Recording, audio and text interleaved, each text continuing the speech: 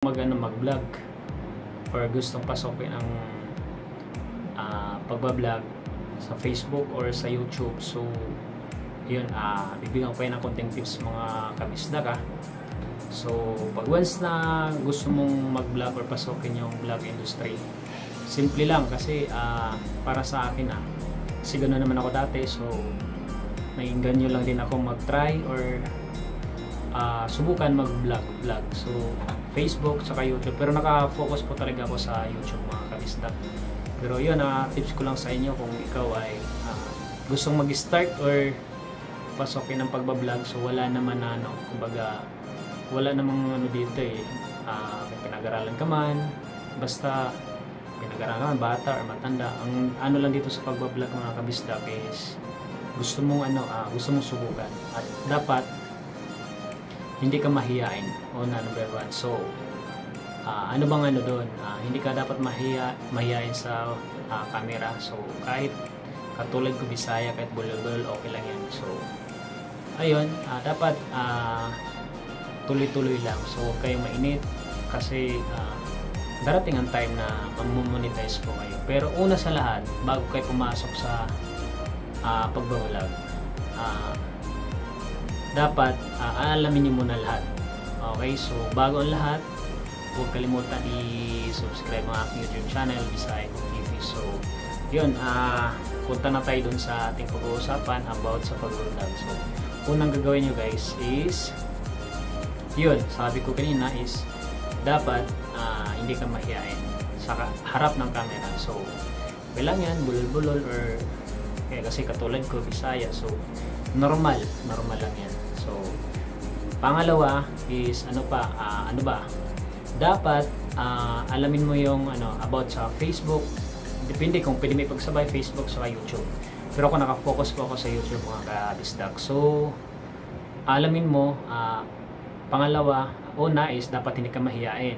Pangalawa is alamin mo aralin mo yung mga basic editing or kahit sa cellphone lang ang gamit mo, paano mag-edit, mga ganyan. So aralin mo siya mga kabisdak. So ganun lang.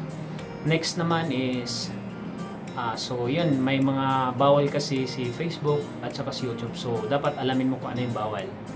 Okay, so sa Facebook may mga copyright, mga ganyan sa mga kanta, sa mga background music. So dapat iwasan din natin para ma-monetize kay Facebook. Iwasan natin yung yung mangungopia or kukuha ng ibang video. So dapat original na video na tayo talaga ang gumawa. Sa YouTube naman, halos same lang din. Ingat po tayo sa mga music background kasi maaari tayong makapiright kapag yun, aralin mo, aalamin nyo yun. So, kung paano download or paano, saan nakukuha yun or saan siya nakikita. So aalamin nyo, madali lang yun guys. Okay, so kay YouTube naman maraming bawal din. So dapat pag nag-edit kayo or halimbawa kumukuha kayo ng video tapos merong nagpapa-sounds is merong copyright po yan guys. Ingatan, basta alamin nyo na lang lahat, marami doon. Tapos iwasan nyo kay YouTube na hindi kayo ma-restrict ng 3 beses kasi pag once na mangyari yun guys, never na masasayang yung pagod nyo, hindi na kayo mamonetize talaga. Same lang din kay Facebook. Ingat lang tayo guys kasi nangyari sa akin sa YouTube ay sa Facebook na restrict po ako, pero nagawan ko naman ng paraan. Pero sa YouTube hindi. Nag-iingat po talaga ako. Naka-copyright ako ng ilang beses, pero yun, nagawa naman ng paraan. Okay lang maka-copyright, huwag lang ma-restrict yung account nyo kasi delikado yun. So huwag tayo lumabag sa guidelines nila ni YouTube at Facebook. So ganun lang. Napakasimple lang guys. So dapat, kasi maraming nag-vlog, masaya lang sa una. Huwag nyo isipin guys na kumita. So ang gagawin nyo lang is mag-enjoy lang kayo. So mag-enjoy, huwag nyo isipin ng kumita kasi ang pagbablog kasi is nasa inyo na yan. Marami kasi nag-i-start pagbablog sa una lang, gigil sa una, pero pag napagod, walang madali, mahirap dito pag pinasok mo yung pag-vlog industry. So dapat matyaga ka, mag-antay ka ng ilang taon. Ako nag-antay ako ng ilang taon kasi hindi naman tayo kilala. So umabot ako ng 4 years bago na monetize, pero hindi ako tumigil.